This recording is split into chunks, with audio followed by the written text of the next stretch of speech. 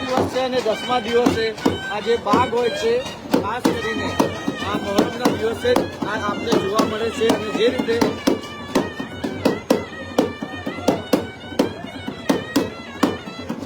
આ બાગ હોય છે, આનું શું મહત્વ હોય છે? આ જે કરતબ બતાવે છે બાગો, એનું મહત્વ એક જ છે કે આ જે બાગ છે એ આપણને એક શીખ આપવા માંગે છે કે આપણે સચ્ચાઈના માટે, આપણે કોઈ પણ હકના માટે, આપણે કોઈ પણ જુલ્મ સામે તેની સામે ઝૂકવાની જરૂર નથી. એના માટે સચ્ચાઈથી બાગની જે મુકાબલો કરવાની એક આપણને એક ઉદ્દેશ આપે છે, એક શીખ આપે છે. એ જે ઇમામ અલી મકામ જે 72 જણા હતા કરબલાની અંદર, એમની સાથે 72 માણસો હતા અને યજીદનો લશ્કર હતો 23,000નો. તો વિચાર કરો, એક 72 માણસ અને 23,000 માણસોનો લશ્કર, એ બી સાધન તો સજ્જ, અહીંયા સાધન વગરનું.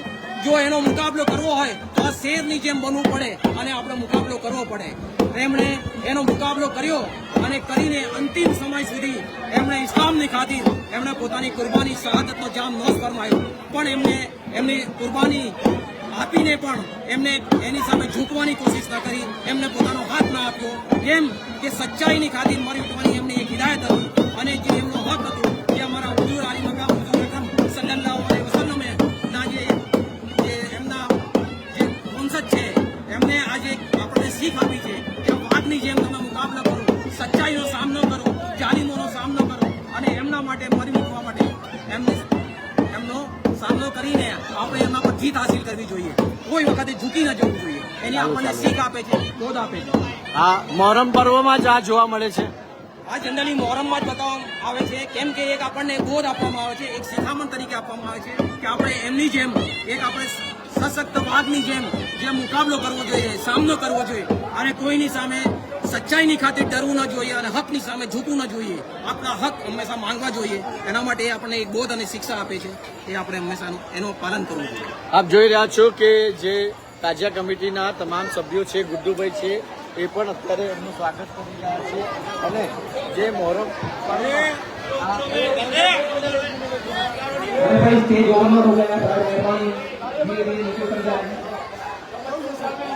ये जो आप बाग देख रहे हैं, ये ओजा पागा के बाग है. ये तमाम हमारे ताजिया कमेटी के चेयरमैन रायदुद्दीन बापू और हमारे वाइस चेयरमैन गुड्डू बापू के बीच में मौजूद है और उनका बहुत इस्तेमाल किया जाता है.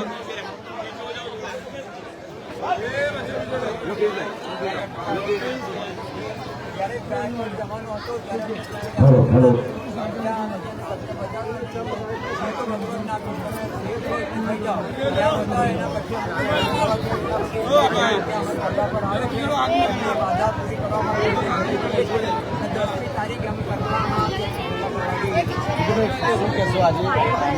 ઇસ્તેમાલ કરીએ જાહિદ બાપુ અને વાઇસ પ્રેસિડેન્ટ માનજી ગુડ્ડુભાઈ તરફથી આમનું ખૂબ સન્માન કર્યું. તમામ જે આપ જોઈ રહ્યા છો કે આ એક પરંપરા છે અને પરંપરાના હિસાબથી આ તમામ જે લોકો છે એ બાગ બનીને આવે છે. અને આ જે નજારો છે ફક્ત મહોરમમાં આપને દેખાય છે. અને જે રીતે આપ જોઈ રહ્યા છો, નાના બાળકથી લઈને તમામ જે મોટા લોકો છે, એક ધાર્મિક જે પરંપરા છે એને અત્યાર સુધી જે ગાયકવાડી સમયથી ચાલતી આવી છે અને એને અત્યારે આ તમામ લોકો નિભાવી રહ્યા છે. મહોરમનો 10મો ચાંદ છે અને 10મા ચાંદમાં તમામ જે તાજિયાઓ છે અત્યારે ઠંડા કરવામાં આવી રહ્યા છે.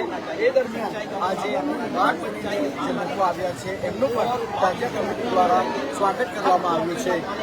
વિડીયો જર્નલિસ્ટ રાહુલ પત્તાન સાથે પ્રોસેસ પાર્ક ન્યૂઝ માટે.